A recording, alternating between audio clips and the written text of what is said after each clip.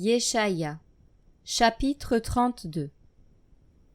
Voici, un roi régnera selon la justice, et des princes gouverneront avec équité.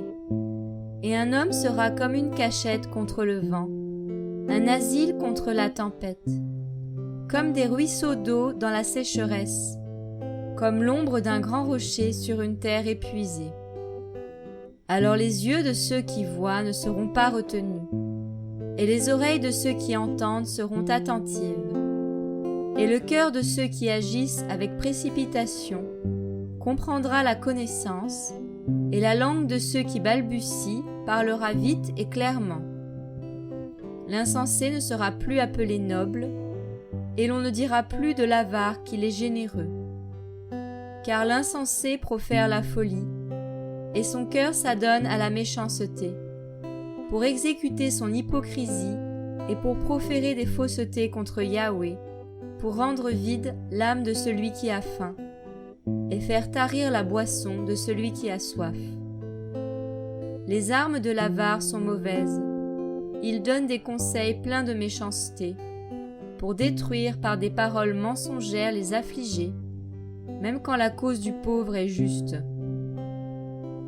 Mais celui qui est généreux ne donne que de généreux conseils, et il se lève en faveur de choses généreuses. Femmes insouciantes, levez-vous, écoutez ma voix. Filles confiantes, prêtez l'oreille à ma parole.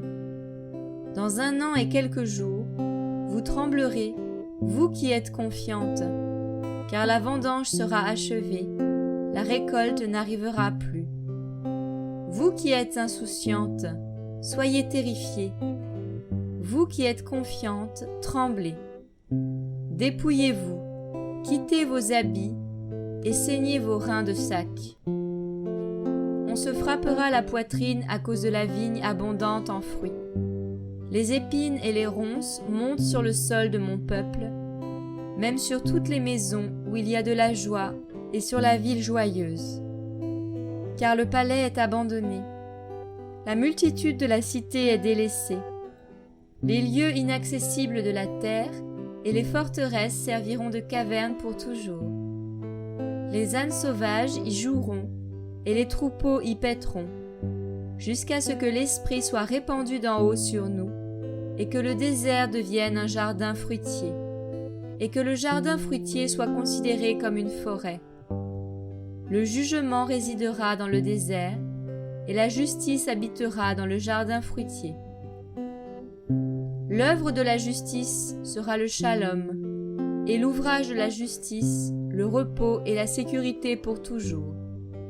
Mon peuple habitera dans un tabernacle de shalom, dans des habitations sûres, dans des lieux de repos tranquilles. Mais la grêle tombera sur la forêt, et la ville sera entièrement abaissée. Heureux vous qui semez sur toutes les eaux, et qui laissez sans entrave le pied du bœuf et de l'âne.